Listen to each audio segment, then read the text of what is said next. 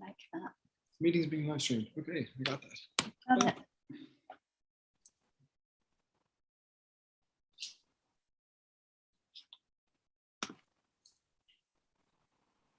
So hi everyone, welcome. Thanks for joining us today. I'm Hannah and I'm part of the Systems Innovation London Hub. I'm hosting this event today with the SI organisation founder, Joss. And we're really excited to be joined by Dr. Jane Hession and Ronan Healy, who are going to share with us about serious play for systems innovators. Jane and Ronan are co-founders of How Might We? They're a design studio focused on using play to make service design and soft system methodologies accessible. Their practice centres around the Lego serious play method, which is a way to bring collaborators together creatively around complex challenges. Play breaks down boundaries and it provides a context to learn about the dynamics of systems. It can also help us create a shared understanding and imagine solutions that account for different stakeholder perspectives. Although, against the backdrop of serious systemic problems, which I'd hazard a guess that most of us are working in, play's perhaps not the obvious choice, and it's not necessarily widely accepted as a way to evoke change. And that's why it's so great to have Ronan and Jane here with us to share their perspective on why play is actually serious business. So before we start, just a couple of housekeeping bits. Just to let you know that the event's being recorded, it's being live streamed on our YouTube channel. We're going to be online for about 60 minutes. Ronan and Jane have got a presentation for us, which will leave about 20 minutes at the end for us to take questions. So if you want to drop them in the chat as we go along, we'll take as many as we can. Also, if you want to just say hi, who you are, what brought you here today, then that'd be really great to meet all of you too. So Jane and Ronan, if you're ready, over to you. Thank you so much. Thank you, Hannah, for that lovely introduction. And thank you to everybody who has logged in to join us this evening. We're really, really excited to have an opportunity to talk to you about the Lego Serious Play method and how we incorporate it in organizations. So I know that everybody has a copy of our bio, and it's really probably, not about us this evening. We're just really excited to talk to you about the tool and how powerful it can be. But what I am going to talk to you about is two of our taglines that we use at our agency. And the first tagline is, we facilitate meaningful conversations to improve employee and customer experiences.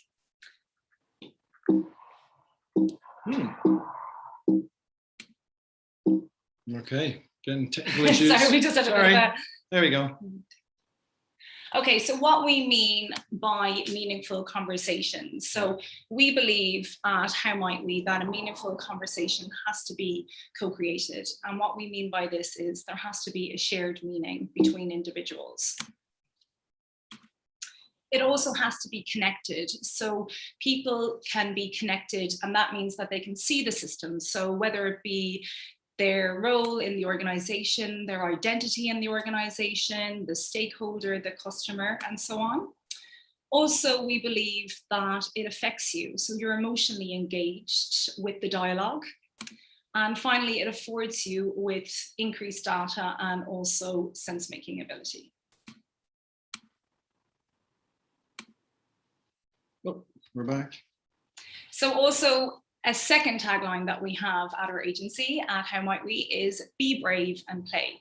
So what we do mean about this is that there is, we believe, a certain element of bravery required to engage with play in the workplace.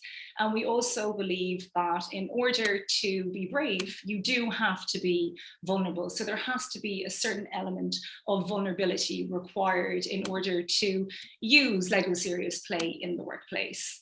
So really, I suppose what we mean by this is, as a manager, if you are rolling out Lego Serious Play as a tool to work with your teams or work with cross-functionally in the organization, what you are doing then is you are affording the opportunity in the workplace to listen more than you talk, because during a workshop with us, there is a 75% listening time.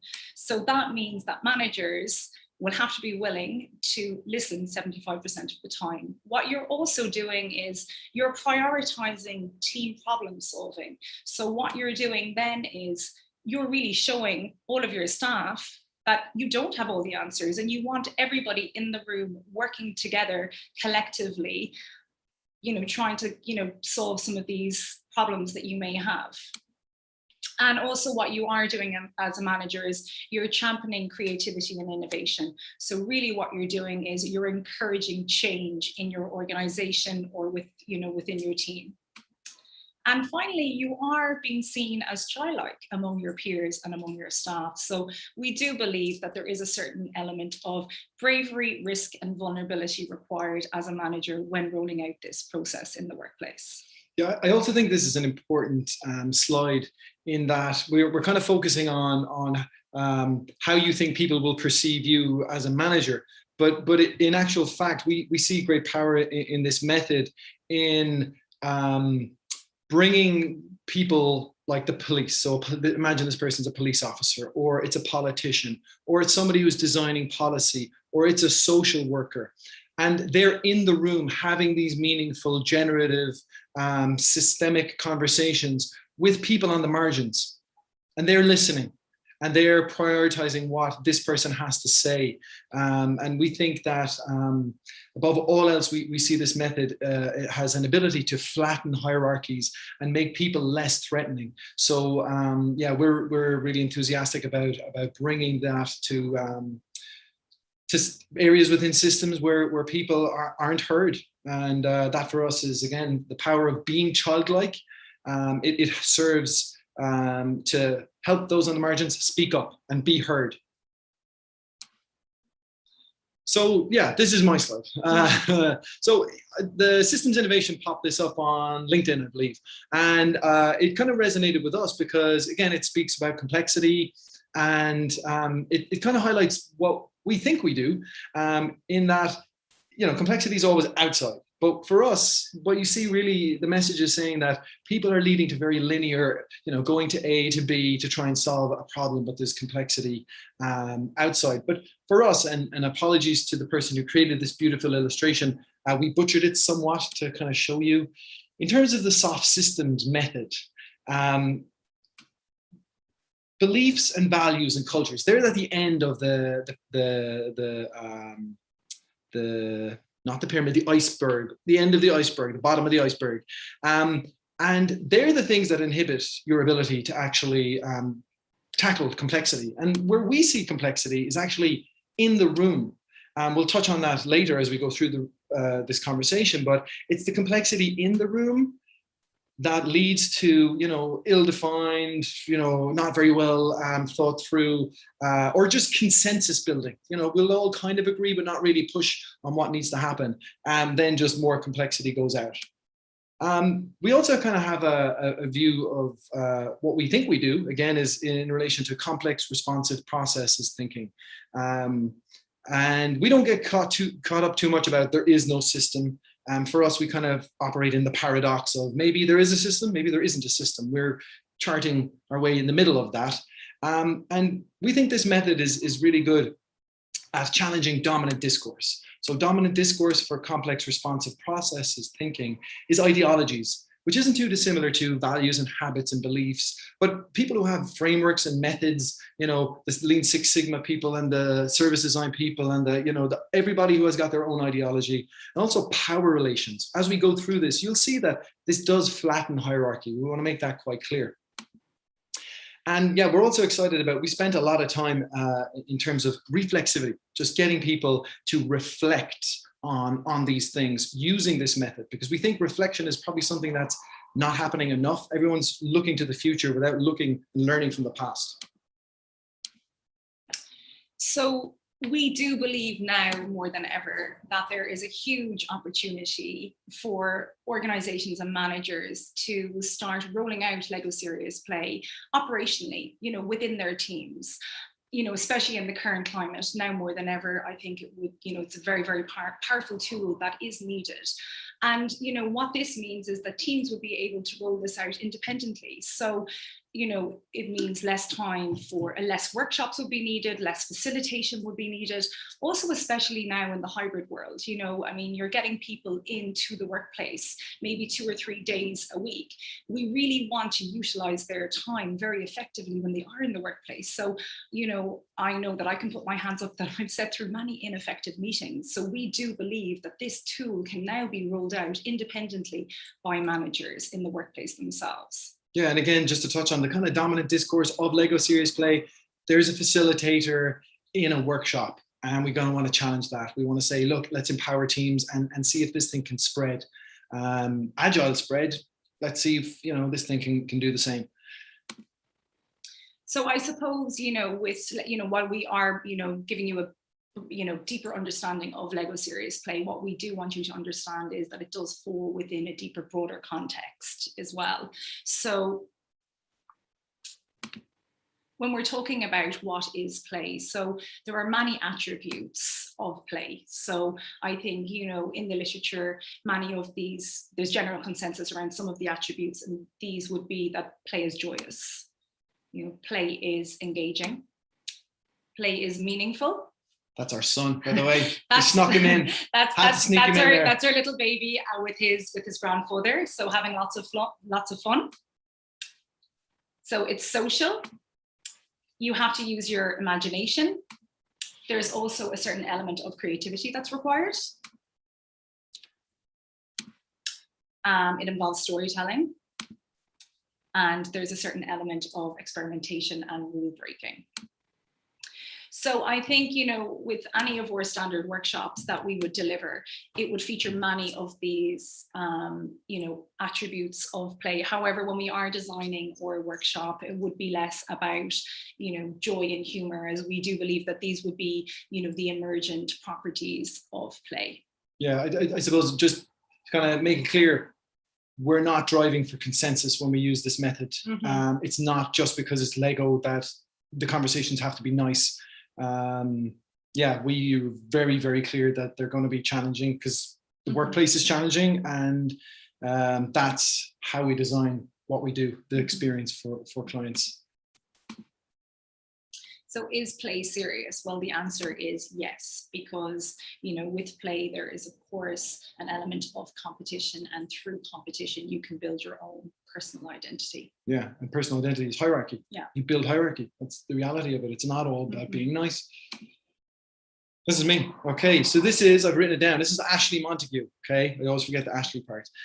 So Ashley Montague is a British anthropologist. And in terms of like, is play serious? Well, we believe, you know, we're led to believe, I think from the Industrial Revolution, I would say we've been led to believe that play is frivolous and it doesn't exist in the workplace. Ashley Montague would disagree, and he spoke about adults having it's called psychosclerosis, the hardening of the psyche, where you just become stuck. You're led to believe that call them mental models or beliefs or values or whatever you perceive, or the way we think, they just become a little bit entrenched. And there is a lot more research coming through to highlight that that's not the case. And also you hear organizations championing that we're lifelong learners. We'll make the case that play is learning. And you look into human physiology, where we've derived a lot of our kind of faith in the method through our understanding of play. Neoteny is we retain our childlike features, human beings, and again, this retention is over millions of years. For some, there's an indicator pointing to play is important for our survival, and Neoteny is really just we maintain childlike features, but also childlike behaviors. Play is good for neuroplasticity. If you're a lifelong learner, that's important. Play is good for neurogenesis in terms of like regenerating the damaged or lost fibers within your brain. And this is not just for children, it's for adults. So we're trying to dispel that myth that play is not an adult thing. So I suppose here we have, you know, some lifelong learners endorsing play. So we have, you know, Albert Einstein, a Nobel laureate recipient, who has said that play is the highest form of research. we also have another lifelong learner and a Nobel laureate recipient as well, as Richard Feynman, who said, I'm going to play with physics whenever I want to, without worrying about any importance whatsoever. So there we have, two fantastic lifelong learners endorsing using play. They got a gold coin. That's pretty impressive. Now we also have Stuart Duncan Smith, and he is a play therapist, and he has identified 304 types of play. Now I'm not going to go through 304 types of play, but what I am going to do is just show up on the screen 9 types of play. And what I want everyone really to think about is, have any of us engaged in any of these types of play in the workplace on a day-to-day basis, or even, ad hoc? So, have we ever daydreamed in the workplace? Have we ever used metaphors? Have we ever read a book in the workplace? Have we ever, had some jokes with our peers? Of course, have we ever had staff drinks or staff parties? Celebrated birthdays, gone to some of your peers' weddings, sports or any type of competition, risky play. So doing some outdoor activities, maybe offsites, and vicarious audience play, which would be going to, once again, some offsites and concerts or theatre. So, and finally, performance play, role playing or playing some music. So really, I suppose what I wanted everybody to think about is, going through those 9 types of play, have any of you ever engaged in any of those types of play? And I think the answer probably would be across the board, yes, at some stage throughout, your career. So really, I suppose what we want to show really is that we all have engaged, whether we, are aware of it or not, in play in the workplace. Yeah, and so Lego serious play being brought into the workplace, it's not such an alien concept. Yeah. That's what we're trying to do. Just trying to demystify what is Lego serious play by getting you to understand it's happening in the workplace anyway. And just being a playful product owner, being a playful developer or tester, it's playing with concepts, playing with your identity, playing with your role definition. Like, is this my role? How can I play with other people's ideas as they're coming towards me? That's what we really want you to understand. Yeah, and this is, again, this chap who we just read out, is a famous statement, well, for us, is that play is the potentiation of adaptive variability. Adaptive variability, our interpretation of that, if we can kind of reframe it for organizations, is that it's agility and resilience. Play is just a way of getting you ready for a VUCA environment, shall we say. And so it's an adaptive variability. Every company is talking about agility and resilience. It comes through play. We learned agility and resilience through play. It shouldn't stop when you hit 20 and go into the workplace. And yeah, this is what emerges, again, like through play, which is happening already. Social bonds, again, but it's also, there's hierarchy and there's competition, but there is exploration. Through exploration, there's learning. Learning is also failure. And then surviving and thriving, again, our ancestors have done that. Organizations are trying to do that constantly, every day. Oh. And I suppose when we, ask ourselves, the golden question, why do we play? Well, we play at the moment, especially in this current context, because we're in a volatile, uncertain, complex, ambiguous environment. And that they were our ancestors, all of those things, again, millions of years, we kind of forget this, for millions of years, play has been encoded in us as a survival mechanism. The Industrial Revolution is about 150 years, and then play was just eradicated. Okay, so I think we understand that now more than ever, robots are going to get your job. You need to play with concepts. We need to move into the abstract more than ever. And yeah, we I don't know if we coined a phrase, but this is something that's kind of front of mind for us all the time, is our PAW, our primitive ancestral wisdom. That's what we think play is. And we've just forgotten it. And part of our remit is to tell the story of play, which is going to legitimize Lego serious play. You listen to a podcast and it's about the method, but you're missing millions of years of a backstory, which for us strengthens the reason why this is an effective tool. So we think of it as a primitive ancestral tool, and also our source code for complexity, because volatile, uncertain, complex, ambiguous environments, we just kind of throw it around in organizations now. But like our ancestors, they really had a VUCA environment, okay? We got, digital platforms been integrated into our tech. Like, that's challenging, but VUCA, you don't die from it. And yeah, look, this is, again, we're just kind of validating, I would say more scientifically or more physiologically, actually, as opposed to a method. And this is a chap called Jaak Pansep. He coined the phrase affective neuroscience. If anyone's interested in this, I would say start on the right, ecology of the human mind, and work to your left. We made the mistake of going left to right, and it gets quite technical. But essentially, Jaak Pansep, who devoted his entire life to understanding primitive emotions in the human brain. Well, one of them kept coming up, and it was play.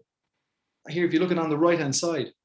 So, and this was a challenge for him, because 30 years ago, the concept of animals playing just wasn't there. It wasn't written about. It wasn't researched.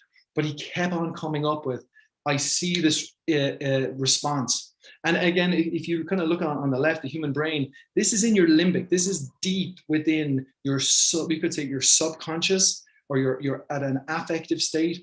What he did was actually remove, it's called decorticalization. He removed the cerebellum, the top part of your brain. Oftentimes people would conceive of it as the thinking brain. From the research we've done or learned from Jaak Pansep is that there is a subconscious thought, an autonomic, an implicit thought, even when you remove the cerebellum. And baked into our survival mechanism is play. And I would also say, if you want to think about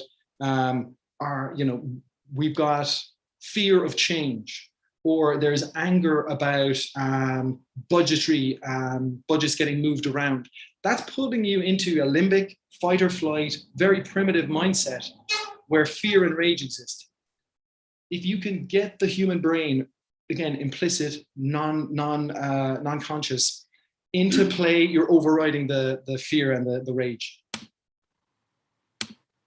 So again, you'll hear companies saying, we're going to innovate or die. Our ancestors have always thought, we need to play or die. Play is around relating. It's about playing with your environment. It's about creativity and innovation. So maybe play or die should be a tagline for some companies. This me or you? This is you. Yeah. Okay. So we play. Yay, play. So serious play. So serious play is, again, a category under which Lego serious play sits. And there's other kind of tools, which is around improv and role play, prototyping, simulations, and gamification. We're not going to get into those. It's about Lego serious play. But it's not alone Lego serious play. There is other ways of using your body, we think, to engage in play. And in terms of like using the human body, we're going to talk about the value you probably don't understand of Lego serious play. And it's stuff you probably wouldn't perceive of it happening in the workshop, because your focus will be on what are people building. But really what this method creates as well are a lot of safety. So I'll go through it in terms of 4E cognition. I'll break each one of these down, but essentially it decreases your cognitive load. Okay, so your ability to think goes up, and it increases your creativity and your ability to make sense of what other people are saying. That's critically important, because we are in a VUCA environment. People are coming with new products, new business processes, new complexity that technology is bringing, and they're trying to describe it to you about why you should change your budgets or how you interact or anything, how the organization is structured. It's very complex. So we decrease cognitive load, increasing creativity about how can I integrate this in. So I'll touch on these. So embedded cognition. Embedded cognition is, organizations, like, we're agile, we've got Scrum, we've got sprints, we're lean, but like we've got these very action-based, movement-based terms, but we're kind of as rigid, we think, as the buildings that we're in. And when we're doing a meeting, everyone's sitting down, making some really key decisions, but everyone sits down. Okay, you might have workshops where there's a movement, but in terms of, it's called a haptic experience, in terms of like using your hand, which we'll touch on in a second. Haptic experience is far higher when using Lego Serious Play. So we kind of see traditional meetings, especially workshops, not so much, but traditional meetings, very static. And that leads to an inability to think clear, I would say. Not about even your own thoughts, but what is another person saying. And this is what this is. I mean, the method is movement-based. It's movement-based. That's something you probably like don't take for granted, because it's all around what's the system? What are we building? What are the connections? What are these things? But really it's, people are moving. And as you move, you think. We are thought in motion, but we're thought in emotion. And if something is engaging, if something is like colors, movement, just variety of how you express your thoughts, it has generally a positive affect. It's positive. So again, you're more engaged. If you're more engaged, you're listening to somebody. If you're listening to them, they make more sense to you. And yeah, in terms of like embodied cognition, again, our brain doesn't just give us all the information. It's our bodies. We're an embodied brain. It's one, okay? We seem to have detached it. So millions of years, I can't stress this, like actually 2 million years ago, Homo sapiens, it's not sapiens, it's Homo sapiens. The tool makers were using their hands and their mind to build tools. Well, the emergent property out of your cerebellum was language. So it's called exaptation. Okay, the human brain is really good at exaptation. So it derived something which ordinarily wouldn't be the process for your brain. So we were building tools for 2 million years. All of a sudden, the workplace, we're just kind of hands down, sitting in a meeting and trying to decide millions of euros of decisions. So movement is important, and it's your ability to articulate concepts, because you are able to use your hand and your mind to create language. Well, using your hand and mind helps you think and speak to others by using the method. Again, Buckminster Fuller, you can't change how someone thinks, but you can give them a tool to use which will lead them to think differently. And we think that's so true of this method. You have to give somebody a tool. Like, I'm guilty of it doing, design thinking or service design workshops where we go, okay, we're going to think differently today, and, just go for wild ideas. And then that's it. Like, yeah, we've got Post-it notes and we can create an environment. This is different. This method is different. And we think it hasn't been treated seriously enough in terms of generative thought. And again, soft systems.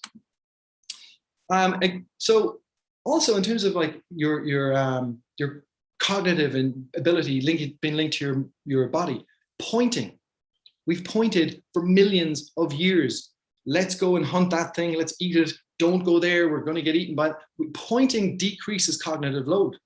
So you'll see as people talk, they're pointing, and it helps them communicate their thoughts. Like, these are very subtle things. That's what we want to bring in terms of this conversation for you to understand Lego Serious Play. Okay, because the obvious stuff is there. Okay, actually, we're going to give you a document. We're going to send it to Hannah, and everyone's going to get it, that Lego released 20 years ago about what is the process. Okay, so you'll kind of get a better understanding. This is the non-obvious stuff. Pointing decreases your cognitive load. You're able to think clearer. I would even say, if you look, people have their hands under the desk. I'm going to cover this again, but like tinkering, you got restless energy. You got restless energy, and then with Lego Serious Play, that's dissipated. It's dissipated because you've used this tool to get out that restless energy, because you're like, oh, I'm sitting beside my boss, or oh, I'm sitting beside someone I don't know. Oh no, it's a cross-functional team. We're about to go through change. By dissipating that energy, it actually makes people less nervous, because we're picking up on these subtle cues of body language. So they're making us stressed when they're fidgeting. And even the person in the back, his hands are under the table because he's dissipated that energy.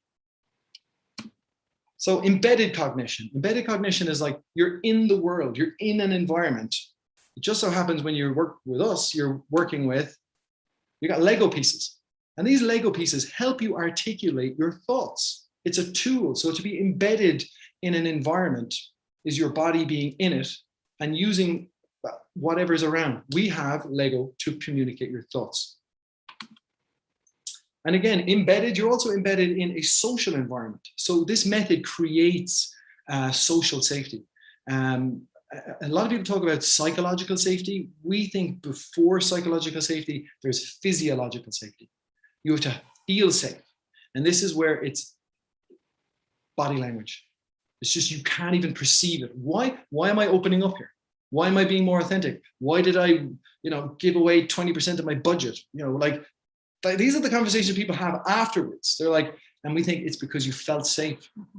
There's an environment that this creates you feel safe. I think what's really important there as well about people feeling safe, especially in many of the workshops that we've delivered, is that all hierarchy is stripped. So it's not like a normal meeting where it's one person who usually is a manager who is really running the meeting, and they speak, and when they're finished speaking, someone else can speak.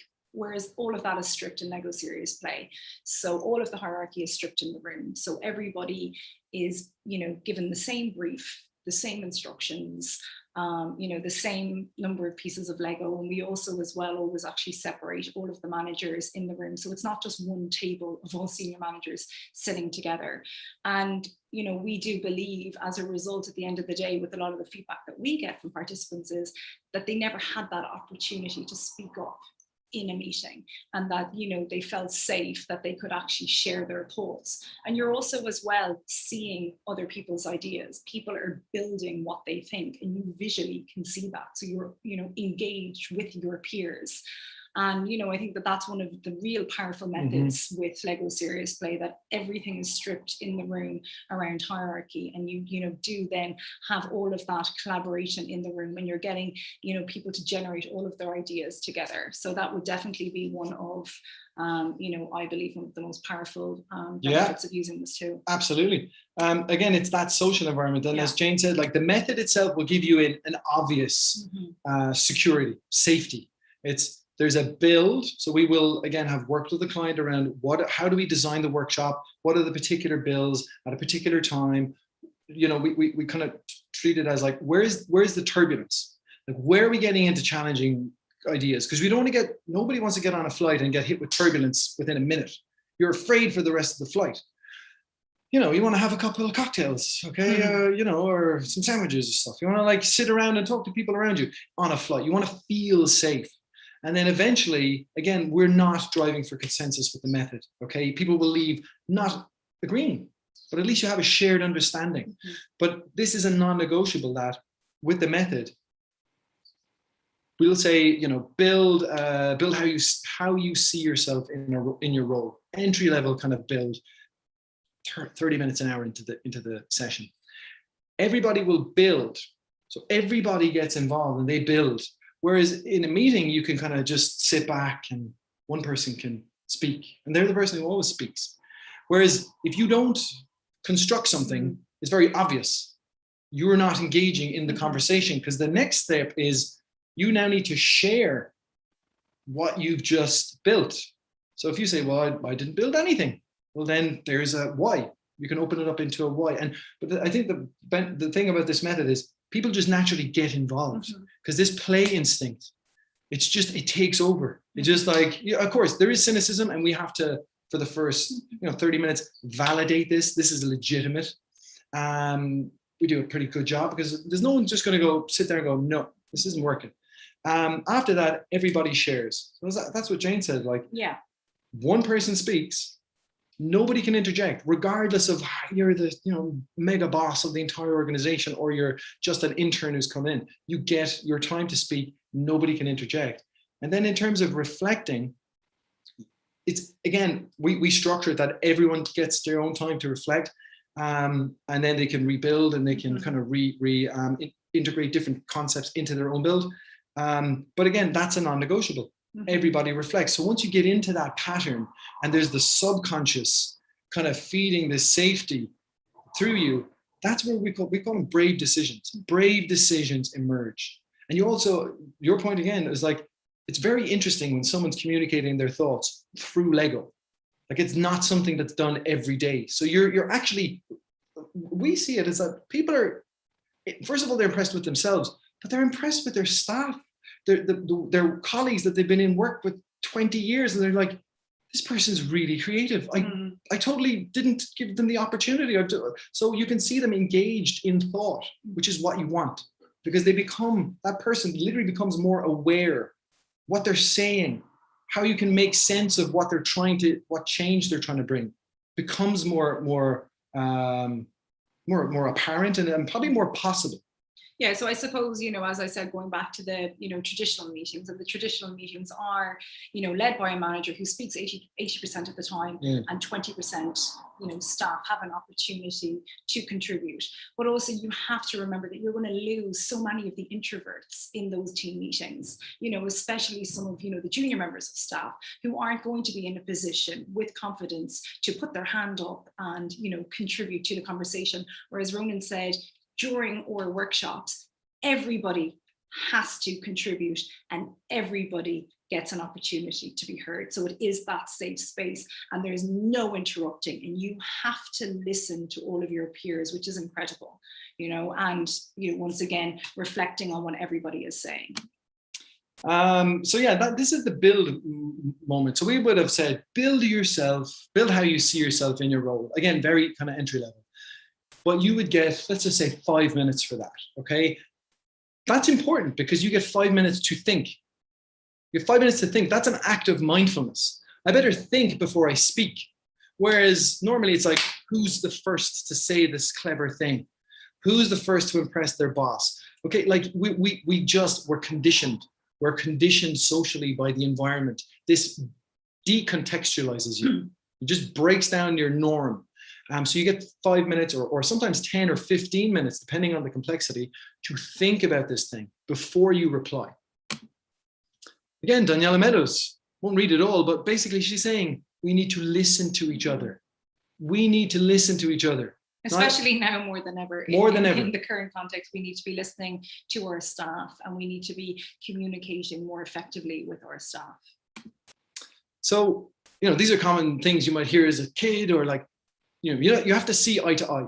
Well, in this method, you're looking at your build, okay? And there's a cognitive load without Lego serious play, because you have to look at that person. Everyone has to look at the person when they're talking ordinarily. You got to look at them. You got to be respectful and look at them. That in itself stops you from considering things. You're like, oh, I better keep an eye contact. But also that person doesn't have to look up at everyone. They're communicating their thoughts. Okay. Also, their shoulders are crumpled. Again, if you imagine like it's the big bad boss who doesn't listen, this is a posture. It's a submissive posture. Okay. So you're crumpled over it. You're surrounded by Lego. You don't look that threatening.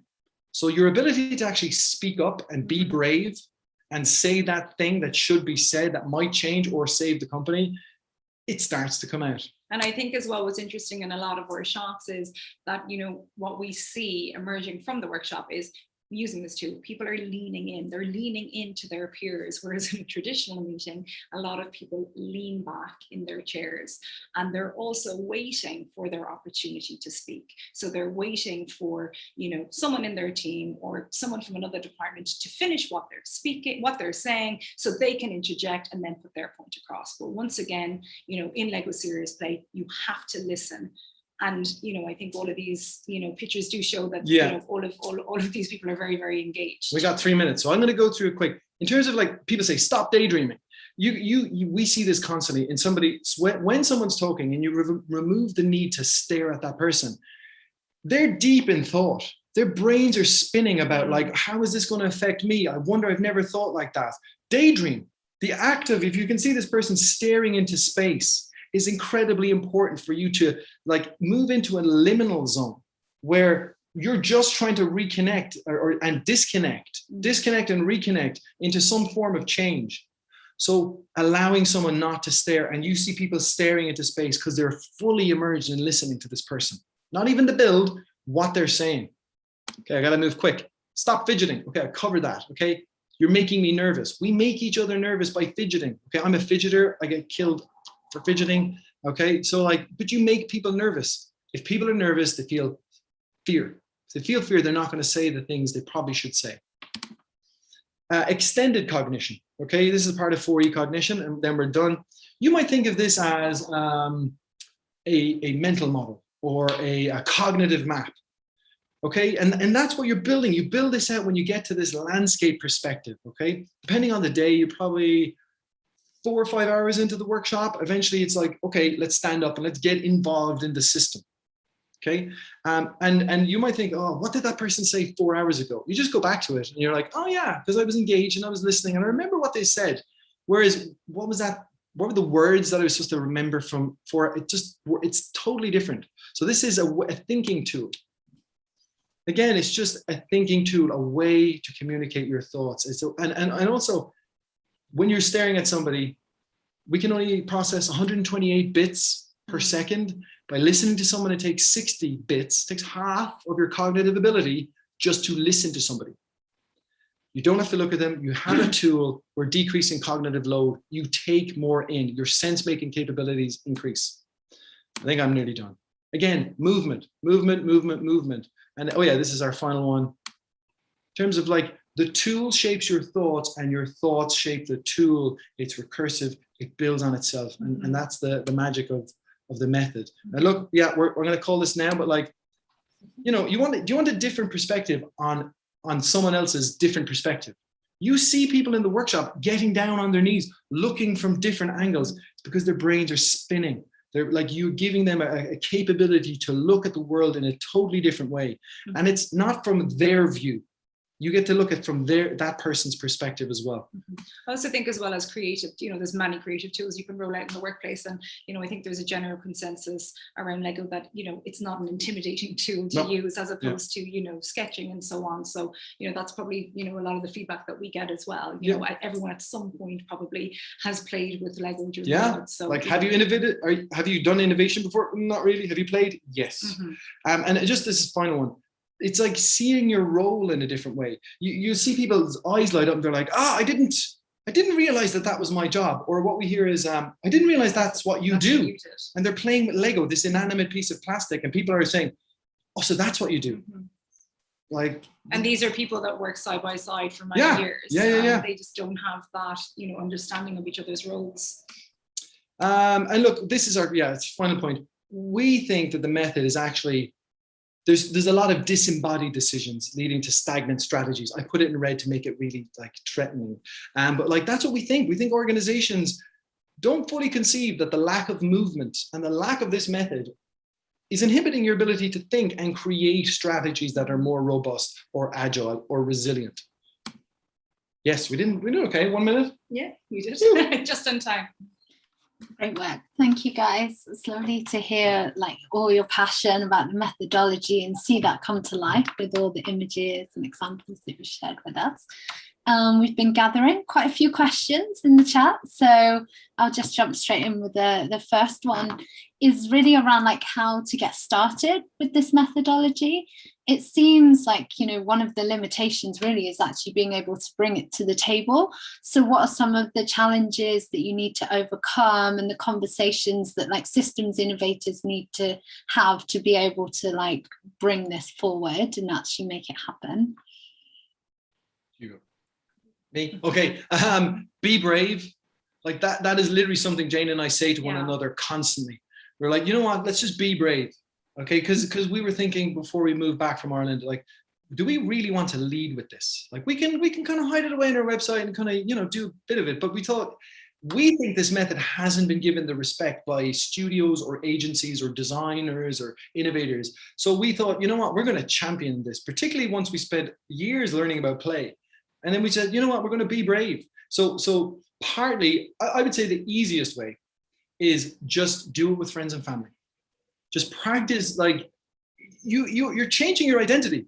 You all of a sudden, it's not like, can I technically do it? It's like, who am I doing it? Like there's an identity shift, and just test that. Don't go too big. Okay, never go too big.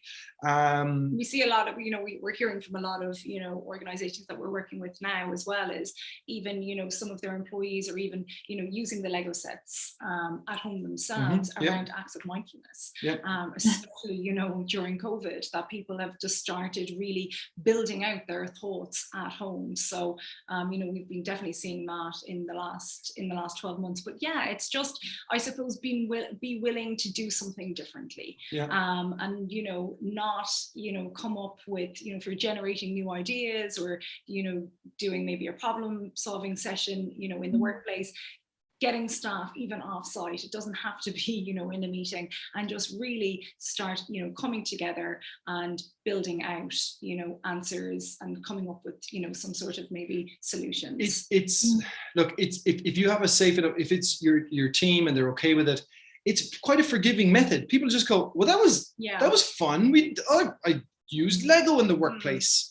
That's not what you're aiming for. And I think that's the issue with the method. It's been fun and maybe just offsites, like, we're going to bring a facilitator in for 2 hours or 4 hours because we're burnt out from our offsite. We really don't like offsites. We say no to offsites because this is serious. It's systemic, and we think, again, back to police, social workers, like helping people on the margins. That's where we see value that we can bring.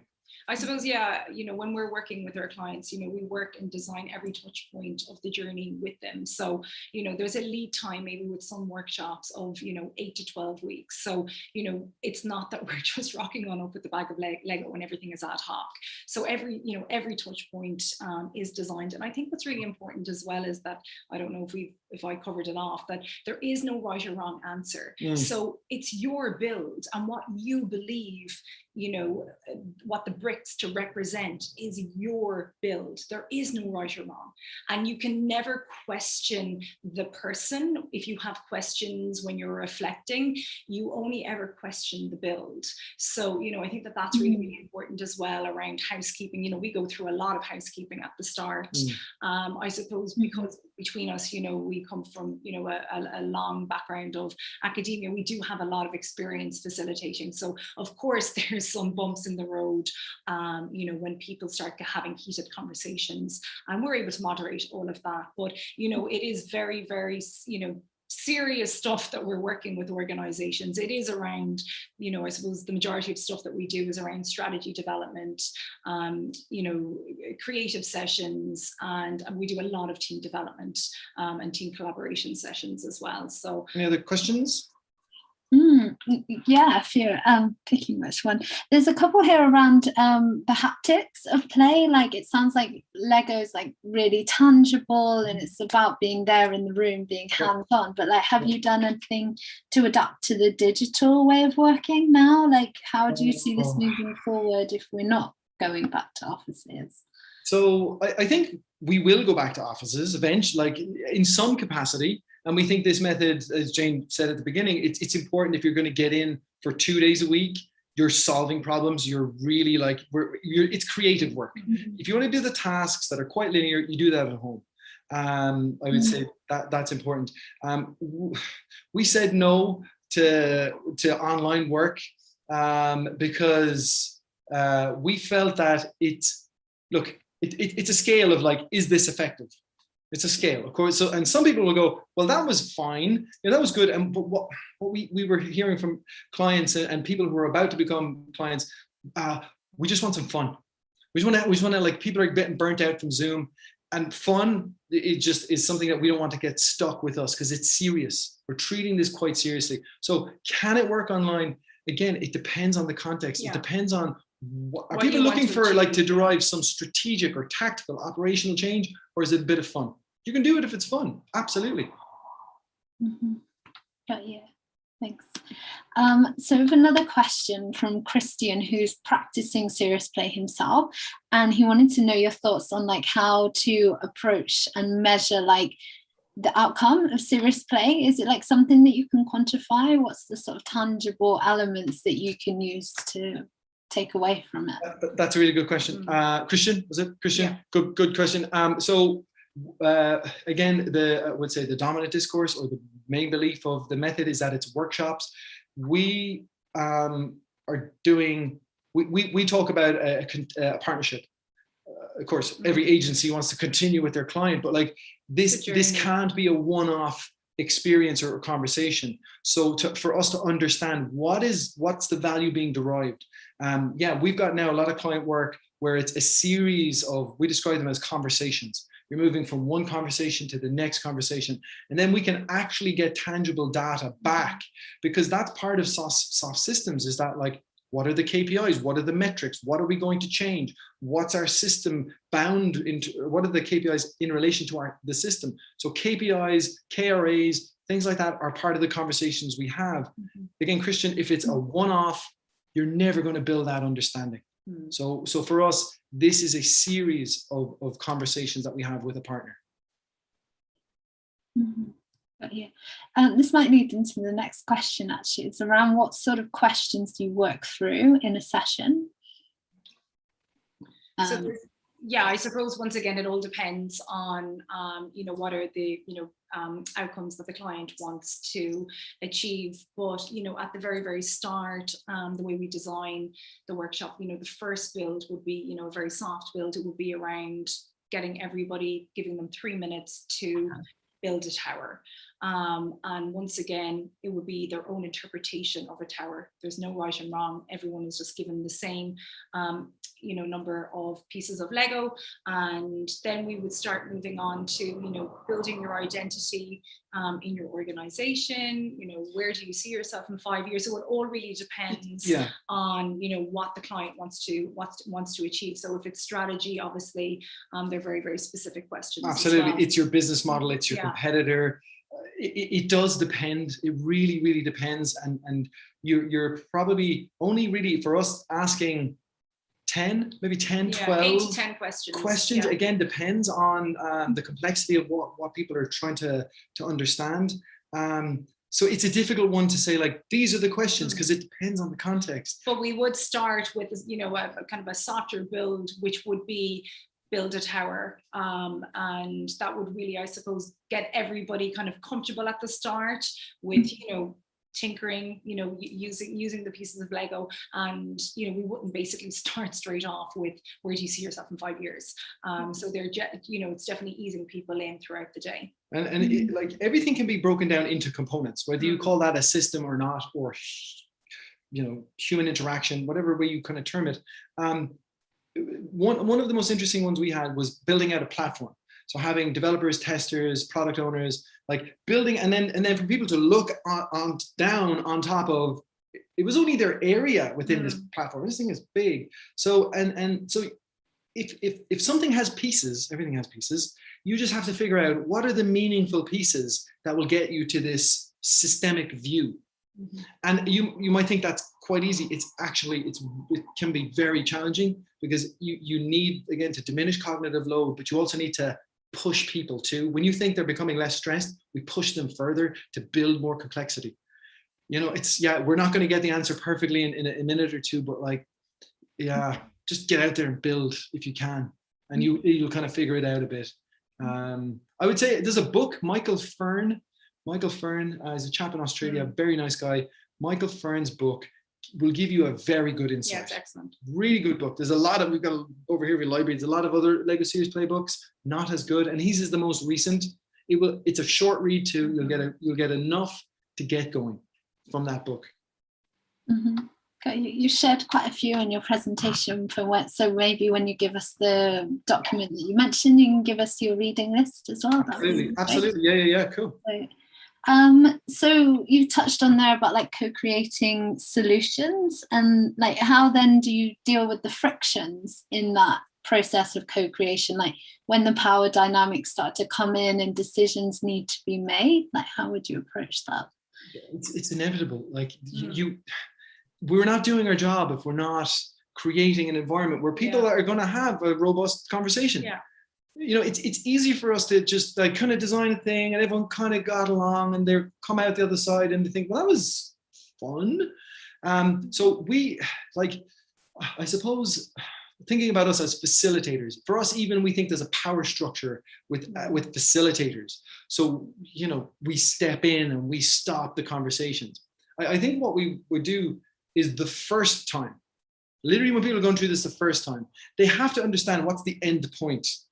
So that's where we'll say, look, can we just, try and think about where we can get to, and then we can have these conversations. Yeah. But I think the value, if you kind of reframe, how do you use the method? You use it as a series of conversations, not just your one and done. It's like, oh, everyone got along and now the company is going to be, radically transformed. It's not. Of course it's not. And we don't drive for consensus. We do. I can't stress it enough. We don't. We're not going to solve. That's why I suppose, as Ronan said, it's more of a customer journey that we work with people. It's not an ad hoc once-off where we're going to have a solution at the end of the day. We've, spoken with potential clients before where there's, it's conflict resolution that they need. They don't need Lego serious play. And we wouldn't take on work like that because, the method, it wouldn't be justified using Lego serious play, in a situation like that. So I suppose, of course, there's been times where people have gone off track and there have been heated conversations, but I suppose it's just us making sure that we're keeping everybody on track as well. So there's always 2 facilitators in the room. There's 3 if there's, a large number. So we just have to make sure that we're working the tables and making sure that everybody is staying on track as well. What I would say, if anyone's thinking about this, for the first workshop, just bring people to the point where they have an understanding of the destination. Then after that, what we design where there's no Lego in a second workshop, where you're getting people to a point where it could be an hour open-ended. And that's the value we see from complex responsive process thinking, in terms of like, you're not obsessed with what is the system. It's what's the dominant discourse in the room, and how can you allow that to come out? And it's the challenge of being a facilitator. Often people think you need to be up on stage fielding information. We step away and you allow these things to happen.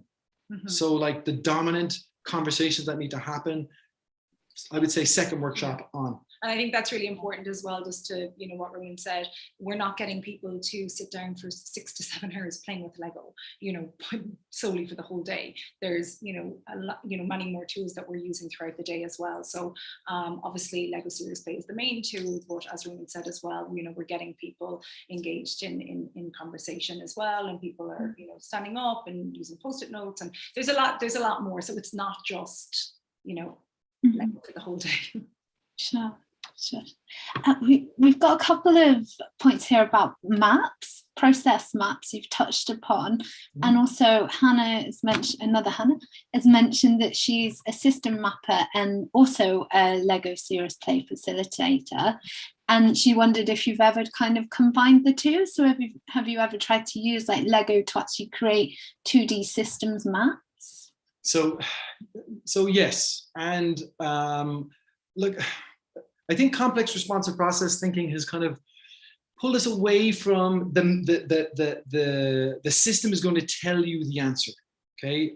Again, we're in the middle. We're in the middle. Like there's a system. No, there is no system. Okay. So in terms of a systems map, like if you're talking about getting it down to like causal loops, like you can, of course you can. And if you think that that's valuable for your context, yes. But for us, I think change happens not because of the system. So I don't think change happens because of a causal loop. Change happens because people, let me do this, cause people care. So not causal loops, cause people care, that's terrible. But if you kind of get my point, is that like, no one ever looks up and goes, that causal loop is that's changed everything. Like, of course it's important, but I think we focus too much on what's happening on the table. But for us, it's, if you look up, you're building this safety, and people are seeing each other in a different light, and they're building trust. And through building trust, they're willing to make sacrifices and change. So to answer your question, yes, you can use it 100%. For us, we don't get caught up too much in it because it takes time out of some of the more complex conversations that can happen. So yeah, we're not saying no. Yeah, I've got you. I think you touched on there a little bit, like the soft systems approach. Is that how you're defining it then? Like, don't go deep in terms of like analyzing what's happening. Go more to sort of breaking down the mental models and getting people just playing and working together. Absolutely, yeah. Absolutely. And this method helps you reframe your identity, because that oftentimes it's how will this change affect how I see myself or who we are becoming as a team. And if you can leave and think, okay, we can be adults and play. What we ask people, these are probably two good questions it's like, we always had side conversations with managers or other people saying, I didn't know this person knew the business so well, or, they're so creative and I haven't been doing a good enough job. We don't aim for that. Okay. So that they're just things that kind of emerge out of the conversations. Yeah. And they're important too. Yeah, and seeing how your job feeds into other people in the organization. So it's really good when we're, getting cross-functional teams together. It's very powerful then, because it's how your job or how your role is feeding into someone else's department, and we get a lot of really good insights then. When we're doing those specific workshops, for sure. And like, if you want to get technical on soft systems, like there's critical realism in terms of soft systems. Like, if you're a purist, you say, well, everyone's opinion is valid. And we probably think, not really, not like, not if you're like really not associated with the main thing that's happening, the core thing. We appreciate that you brought other stakeholders in, but there's probably a core group of people who can leave and say, we need to enact some sort of change. We've taken on board other people's perspectives. Okay, so we kind of move into critical realism in terms of soft systems. And also we do bring in systems change, like mapping the system, but that's in a second or third or fourth conversation in terms of soft systems. But really soft systems is about perspectives, because we all have different perspectives on what this system does. Yeah, so I guess what I hear at the crux of it is bringing together different perspectives. Yeah. Thank you. Well, we're dead on time. So thank you so much for being with us. Thank you everyone in the audience. It's been great. Thank you. Thanks so much. Thank you. Have a lovely evening.